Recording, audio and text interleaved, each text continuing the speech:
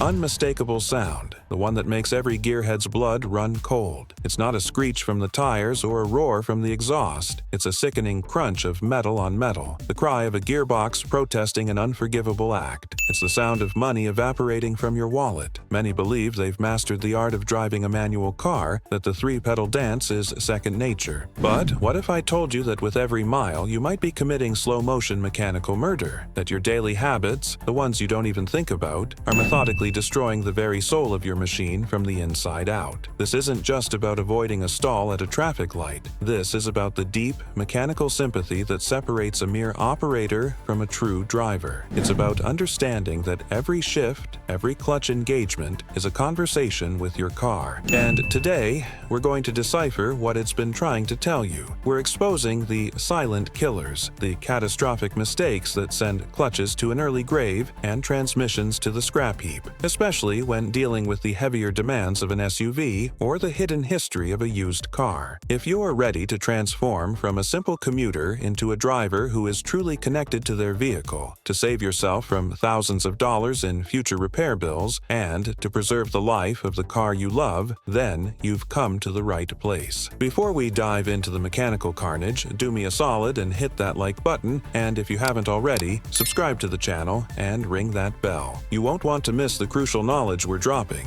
and your support helps us keep creating content that puts you in the driver's seat, literally and figuratively. Number 1. Resting your hand on the gear shifter. This is perhaps the most common sin committed by manual drivers, from the novice to the seasoned veteran. It feels natural, almost iconic. You shift gears, and you just leave your hand there, resting on the knob as you cruise along. It becomes an armrest. It makes you feel connected to the car. Unfortunately, what you're actually doing is directly interfering with the intricate and surprisingly delicate machinery inside your gearbox, causing damage that is slow, silent, and very expensive to repair. To understand why, you need to peek inside the transmission case. The gear shifter in your hand is not just a simple stick. It's the end of a lever that connects, via a linkage, to a component called a shift fork. When you move the shifter, you are moving a specific shift fork. This fork, in turn, has pads that sit in a groove on a spinning collar called a synchronizer sleeve. When you select a gear, the shift fork pushes this sleeve over a set of teeth on the gear you want to engage, matching the speeds of the collar and the gear for a smooth,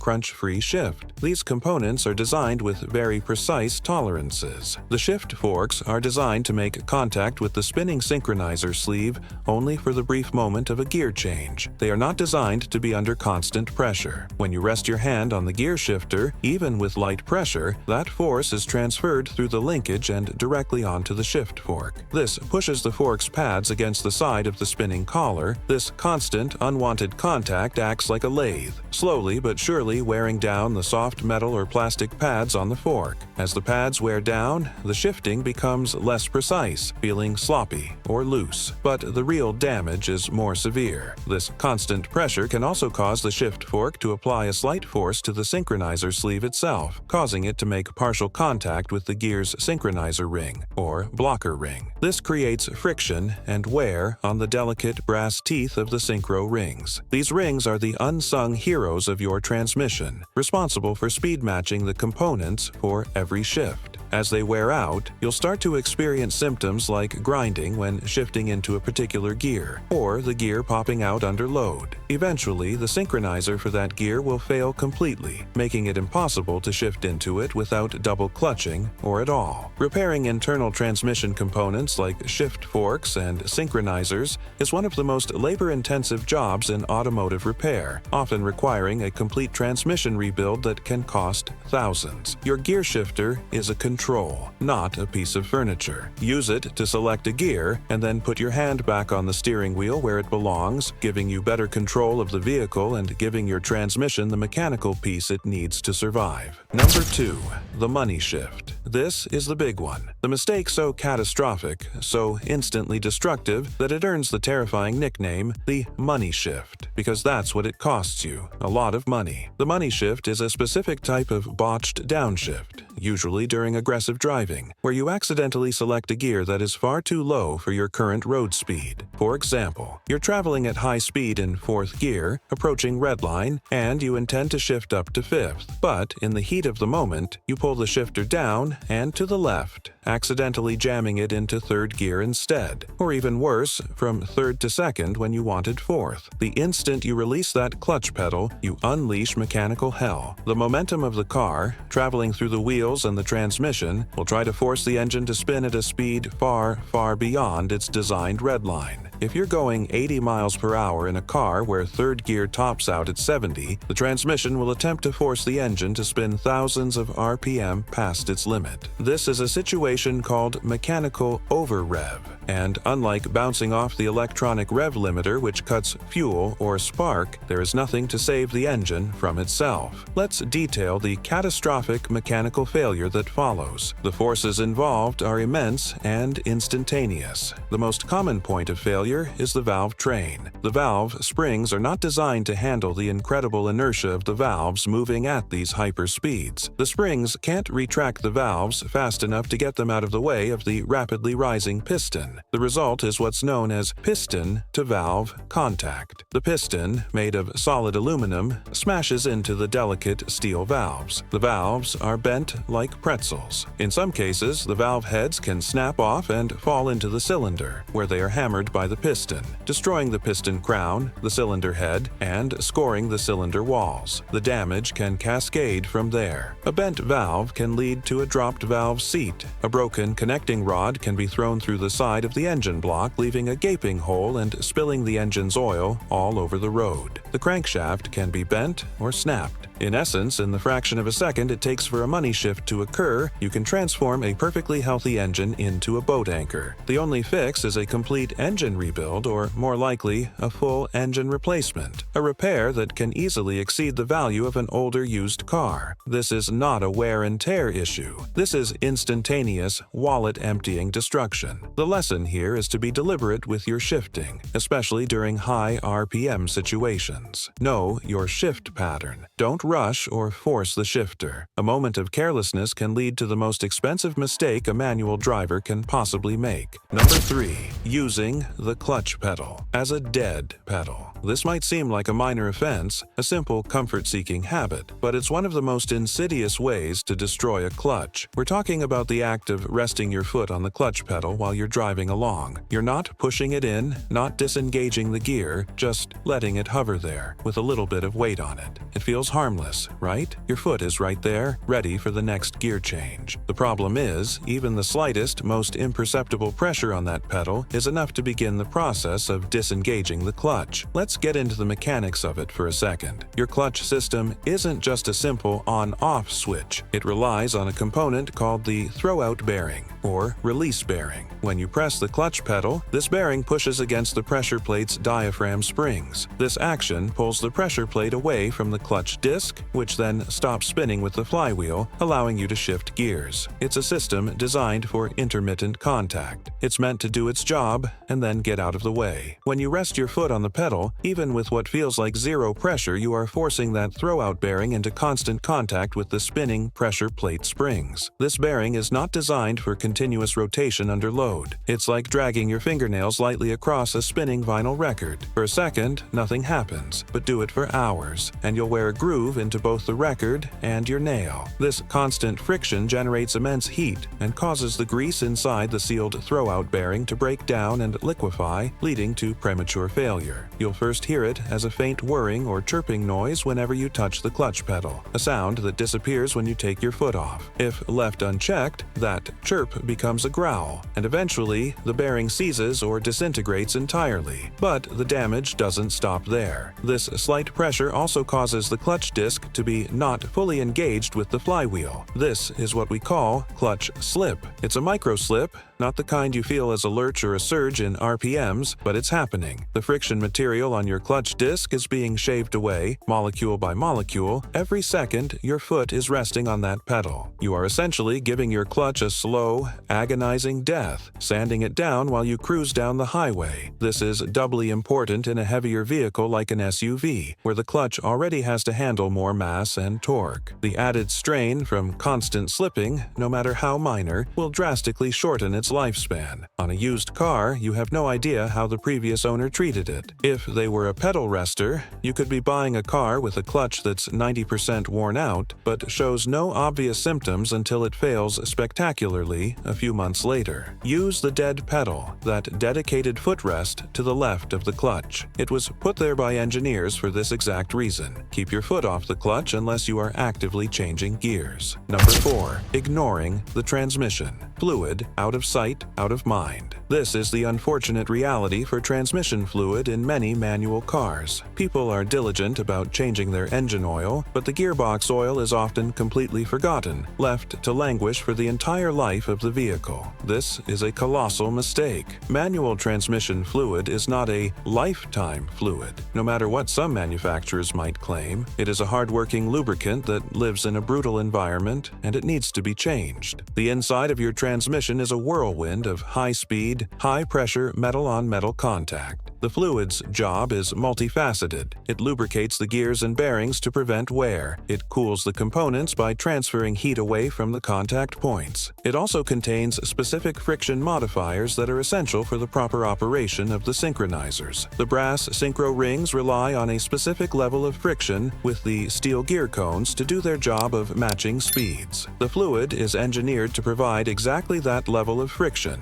not too slippery, not too grabby. Here is the critical technical information on fluid degradation. Over tens of thousands of miles, this fluid breaks down. The intense shearing forces from the gear teeth literally tear the fluid's long-chain polymer molecules apart, reducing its viscosity and lubricating properties. The fluid also becomes contaminated. Tiny metallic particles from normal wear on gears, bearings, and synchronizers become suspended in the fluid. As we've discussed, bad habits like grinding gears introduce even more metal shavings. This contaminated fluid turns into a metallic slurry, an abrasive paste that dramatically accelerates wear on every single moving part inside the transmission case. The friction modifiers also wear out over time. When this happens, the synchronizers can't function correctly, leading to notchy or difficult shifting, especially when the transmission is cold. Old, broken-down fluid also fails to protect against corrosion. Moisture can build up inside the transmission through condensation, and without the fluid's protective additives, rust can begin to form on steel components. The consequences of ignoring your transmission fluid are a gearbox that shifts poorly, whines loudly, and is on a fast track to a complete failure and a multi-thousand-dollar rebuild. Check your owner's manual for the recommended service interval. For most cars, it's typically between 30,000 and 60,000 miles. If you've bought a used manual car, especially an SUV that may have been used for towing,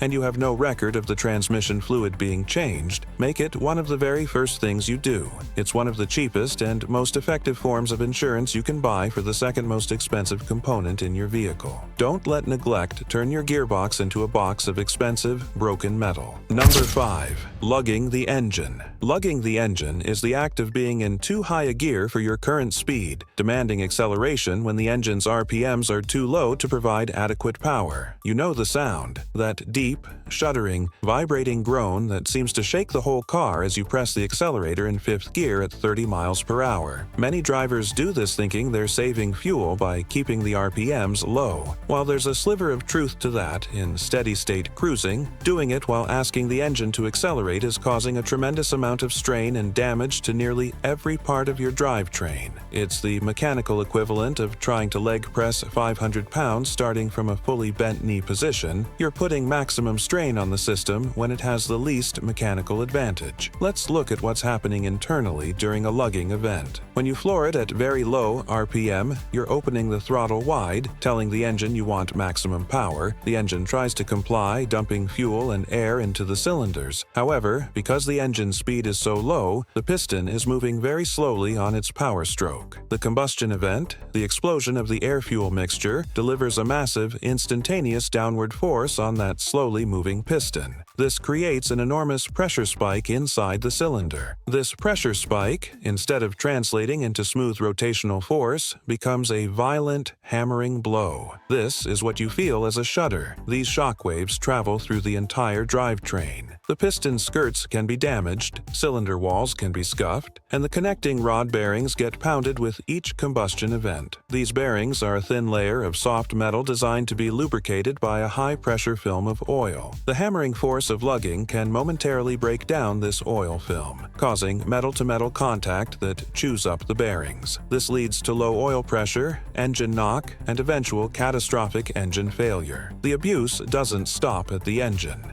That violent, shuddering force is transmitted directly to your clutch assembly, flywheel, and then into the transmission. The input shaft of the gearbox and the gears themselves are subjected to these jarring impacts, which can chip gear teeth over time. In vehicles with a dual-mass flywheel, common in many modern manual cars, especially those with diesel engines or those designed for refinement, lugging is particularly destructive. A dual-mass flywheel has internal springs designed to dampen normal engine vibrations, but the low-frequency, high-amplitude vibrations from lugging will bottom out these springs, leading to their rapid failure. A failed dual-mass flywheel is an expensive, multi-thousand-dollar repair. Don't be afraid of RPMs. Engines are designed to listen to your engine. If it's groaning, vibrating, or shuddering when you ask for power, it's begging you for a downshift. A simple downshift to a lower gear will bring the RPMs into the engine's power band, allowing it to accelerate smoothly and efficiently without shaking itself to pieces. Number 6. Riding the clutch on an incline. This is the quintessential mark of an amateur manual driver, and it's a crime you see committed daily at uphill traffic lights and in stop-and-go traffic on a grade. We're talking about holding the car stationary on a hill by finding the clutch's bite point and feeding in just enough gas to keep from rolling backward. You're balancing the force of gravity against the force of the engine, using your clutch disc as the sacrificial mediator. It might make you feel like a pro, holding the car perfectly still without touching the brakes, but you are perpetrating one of the fastest and most effective methods of annihilation on your clutch assembly. To understand the sheer violence of this act, you need to visualize what's happening inside the bell housing. The engine's flywheel is spinning at, let's say, 1200 RPM. The clutch disc, connected to the stationary transmission and wheels, is at 0 RPM. By holding the car at the bite point, you are forcing these two surfaces, one spinning rapidly and one held still, to slip against each other under immense pressure. This isn't just friction, it's a full-blown abrasive process generating a catastrophic amount of heat. The clutch friction material is a composite, similar in some ways to brake pad material. It has an optimal operating temperature range. When you hold a car on a hill using this slipping technique, you can skyrocket that temperature far beyond its design limits in a matter of seconds. This extreme heat does several terrible things. First, it can cause the resin that binds the friction material together to break down, leading to glazing. A glazed clutch surface becomes smooth and hard, like polished glass, dramatically reducing its coefficient of friction. This means it can no longer grip the flywheel effectively, leading to permanent slipping, even when fully engaged. Second, the intense, localized heat can warp the metal surfaces of the flywheel and the pressure plate. A warped flywheel will cause a shudder or vibration every time you engage the clutch, a problem that can only be fixed by removing the transmission and resurfacing or replacing the flywheel itself, a costly, labor-intensive job. The smell is the first clue. That acrid, burning smell, like burning electrical insulation or smoldering carpet, is the scent of your clutch's friction material being vaporized. If you smell that, you have already done irreversible damage. The correct and only way to hold hold a car on a hill is with the brakes. When it's time to move, you can use the handbrake method. Pull the handbrake up, let the clutch out to the bite point until you feel the car begin to strain against the brake. Release the handbrake and smoothly apply throttle as you continue to release the clutch. Or, for a more advanced driver, a quick transition from the foot brake to the gas, minimizing rollback time. Either of these methods involves the clutch being in a state of slip for a fraction of a second, as intended, not for 30 seconds or a minute while you wait for the light to turn green. In a used SUV, with its extra weight, this mistake is even more lethal. The force of gravity you're fighting is greater, requiring more slip and generating even more heat. Never, ever use your clutch as a brake. Number 7. Forcing the shifter into gear. The gear shifter should move into the selected gate with a gentle, positive pressure. It should feel like a well-oiled bolt-action rifle, a satisfying mechanical snick into place. It should never require brute force. If you find yourself having to wrestle the shifter into gear, something is wrong. Trying to overcome that resistance by shoving it harder is like trying to fix a jammed lock by hitting it with a hammer. You are ignoring a symptom and actively damaging the components that are trying to tell you there's a problem. There are several reasons why a gear might be difficult to engage. It could be a simple issue, like the clutch not fully disengaging when you press the pedal. This could be due to a stretched clutch cable, a failing hydraulic master or slave cylinder, or low hydraulic fluid. If the clutch is still dragging slightly, the transmission's input shaft is still spinning, making it impossible for the synchronizers to do their job, hence the blocked feeling. Let's explore the technical damage caused by forcing the issue. When you apply brute force to the shifter against this resistance, you are physically smashing the synchronizer sleeve against the blocker ring and the gear's dog teeth. The blocker ring's job is to prevent engagement until speeds are matched. You are literally fighting against the very component designed to protect your gearbox. This action will chip, crack, and wear down the teeth on the synchros and the gear itself. You can also bend the shift forks. A bent shift fork will never again align the synchronizer sleeve correctly, leading to chronic shifting problems for that gear, including grinding or popping out of gear. You are taking a potentially simple hydraulic issue and turning it into a complex internal transmission problem that requires a complete teardown to fix. Another reason for difficult shifting, especially into first gear when stopped or into reverse, is that the teeth of the synchronizer sleeve and the gear's dog teeth might be lined up tooth to tooth, preventing them from meshing. Reverse gears in many manual transmissions are not synchronized at all, which is why they often grind if you try to select them while the car is still rolling. The solution is not force. If you can't get it into gear, release the clutch pedal for a moment while in neutral and then depress it again. This will spin the input shaft slightly, changing the alignment of the teeth and allowing the gear to engage smoothly. If the problem persists across multiple gears or is a chronic issue, it's a clear sign that you need to have your clutch system inspected immediately. Forcing the shifter is a short-term solution that guarantees a long-term, expensive problem.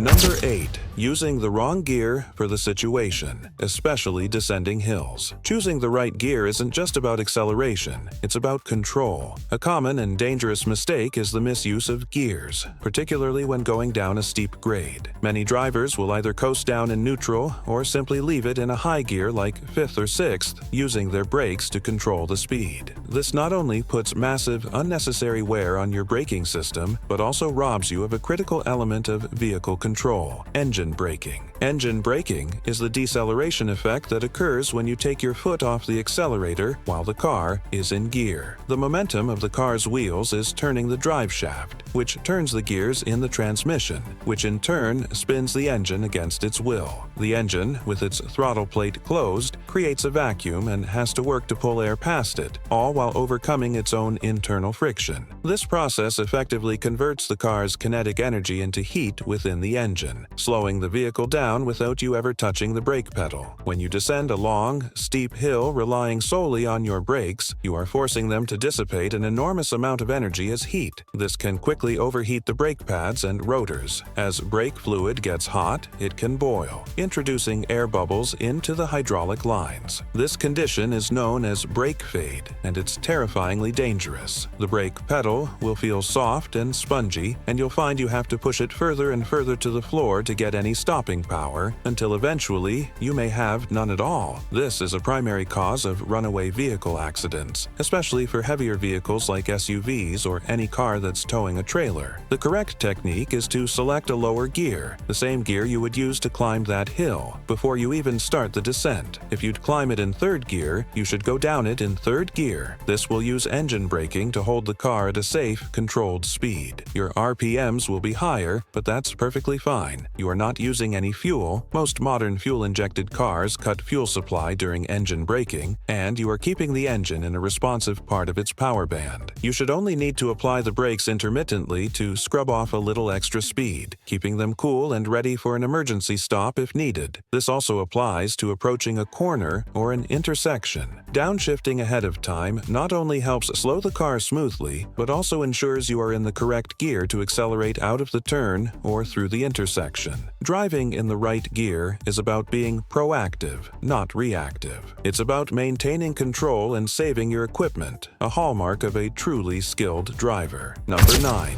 Keeping the car in gear at a stop. This habit often stems from a misplaced desire to be ready for a quick getaway when the light turns green. You're sitting at a red light, foot on the clutch, car in first gear, engine idling. You're ready to launch the second that light changes. While not as rapidly destructive as riding the clutch on a hill, this is a silent killer that puts unnecessary wear and tear on several key components of your clutch system for no good reason. It's a habit of laziness that has long-term consequences written all over it. Let's go back to the anatomy of the clutch. When you hold the clutch pedal to the floor, the throwout bearing is pressed firmly against the pressure plate's diaphragm spring, holding the clutch in a disengaged state. As we discussed in our first point, this bearing is designed for short, intermittent use, not for prolonged periods of pressure and rotation. Every minute you sit at a light with the clutch pedal depressed is a minute of needless wear on that bearing. It's slowly but surely grinding itself into dust. The wear isn't just on the throwout bearing. Holding the clutch disengaged also keeps the diaphragm spring of the pressure plate under constant tension.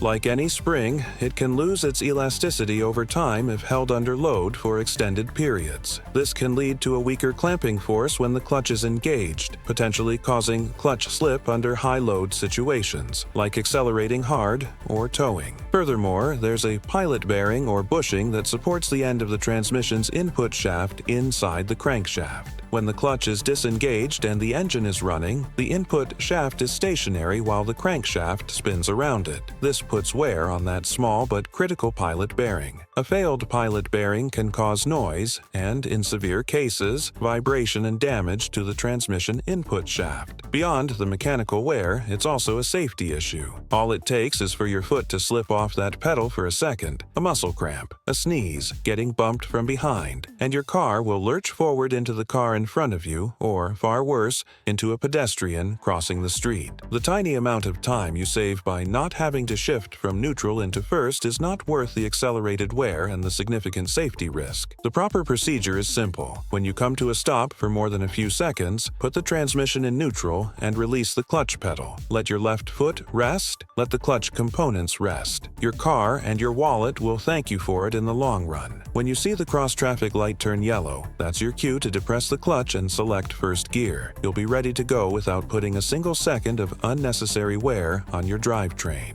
Number 10.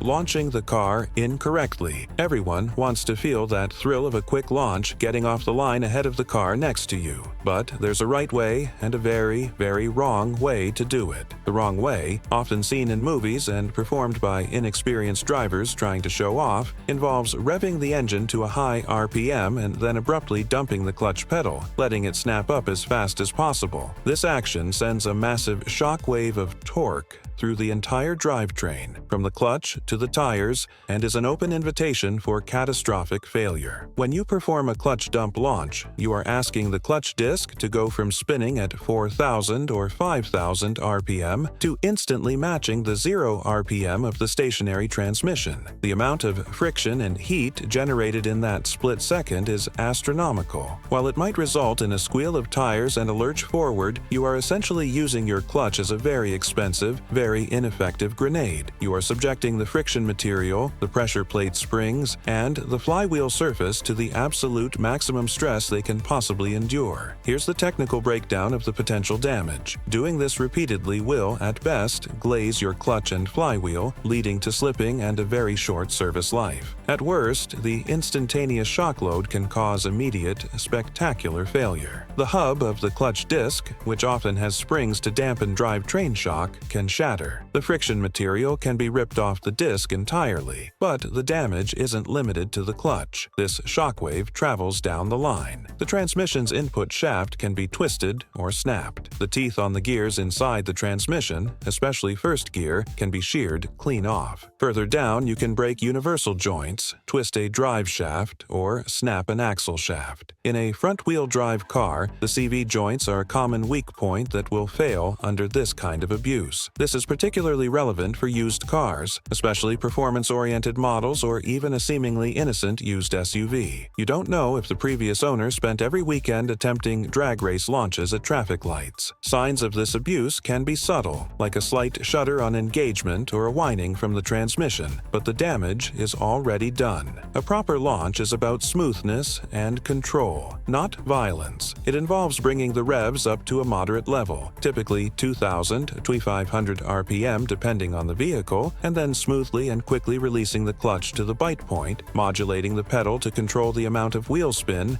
as you simultaneously roll onto the throttle. The goal is to manage the transfer of power, to get the perfect amount of slip to get the car moving briskly without bogging down or creating a massive shock load. It's an art that takes practice, but mastering a smooth, controlled launch will not only make you faster in the real world, but also save your entire drivetrain from a violent and expensive death. Number 11. Coasting in neutral. This is a tricky one because on the surface, it seems logical. If I'm going down a long hill or approaching a stop sign far in the distance, why not shift into neutral and let the car coast? The engine drops to idle, so I must be saving fuel. This line of thinking, a holdover from the days of carburetors, is not only incorrect for modern fuel-injected vehicles but also a dangerously bad habit that compromises your control over the car. First, let's bust the fuel-saving myth. As we discussed earlier under engine braking, modern cars with electronic fuel injection have a feature called deceleration fuel cutoff, DFCO. When you are in gear and you take your foot completely off the accelerator, the engine's control unit, ECU, recognizes that you are engine braking. Since the car's momentum is keeping the engine turning, the ECU cuts the fuel supply to the injectors almost completely. The engine is essentially running on air, using zero or next to zero fuel. The moment you shift into neutral, the engine is no longer connected to the wheels. To keep itself from stalling, the ECU must begin injecting fuel again to maintain a stable idle speed. Here's the technical and safety breakdown you need to know. By coasting in neutral to save fuel, you are actually using more fuel than if you had simply left the car in gear. But the fuel issue is secondary to the far more important safety issue. When your car is in neutral, you have effectively disconnected the engine from the wheels. This leaves you with only two tools for controlling your speed: the brakes and the steering. You have voluntarily given up a huge part of your ability to control the vehicle. If a situation suddenly develops in front of you, a car pulls out, a traffic light changes unexpectedly, an animal runs into the road, you have no ability to accelerate to avoid the hazard. Your only option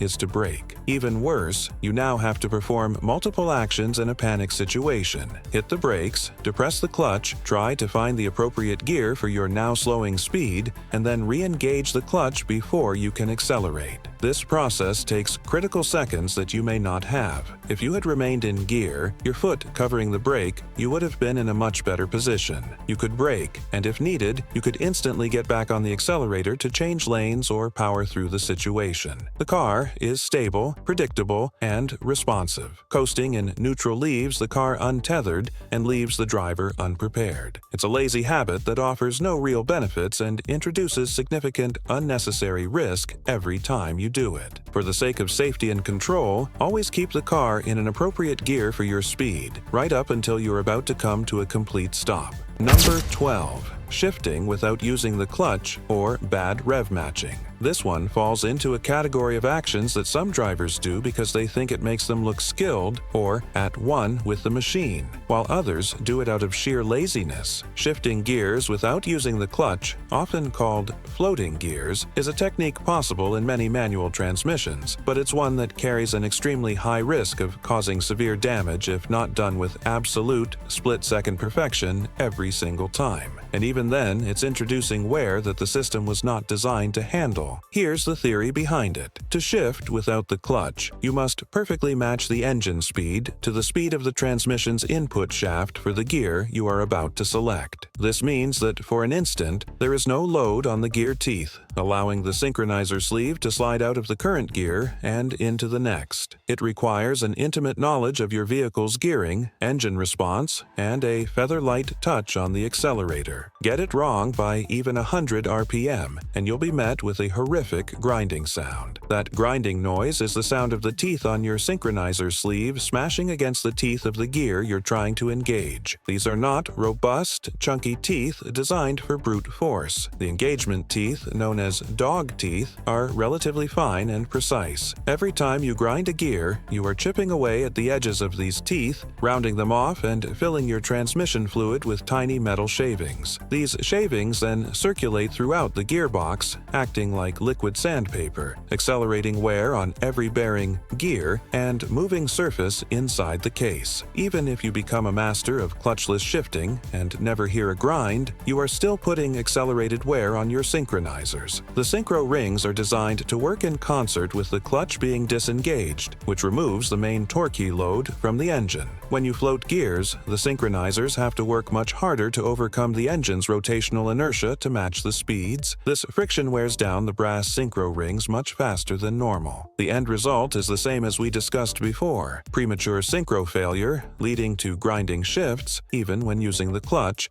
and eventually the inability to select that gear. The same principle applies to poor rev matching on downshifts. If you downshift and release the clutch without blipping the throttle to bring the engine RPM up, you force the clutch and the synchronizers to absorb the massive difference in speed. This shocks the entire drivetrain and puts immense strain on those same components. Learning to properly rev match, a quick blip of the throttle with the clutch depressed just before releasing it in the lower gear, is a critical skill for any serious manual driver. It makes for a smoother ride for your passengers and drastically extends the life of your clutch and transmission. Number 13. Sloppy, slow shifting. The act of changing gear should be a deliberate, precise, and fluid motion. It should not be a leisurely, multi-stage process where your hand guides the lever through the gate like a tourist wandering through a new city. Sloppy, slow shifting, while it may not seem as catastrophically bad as grinding a gear, contributes to unnecessary wear on two key components: the clutch and the synchronizers. The goal of a shift is to minimize the time that the drivetrain is disengaged and to make the transition as smooth as possible.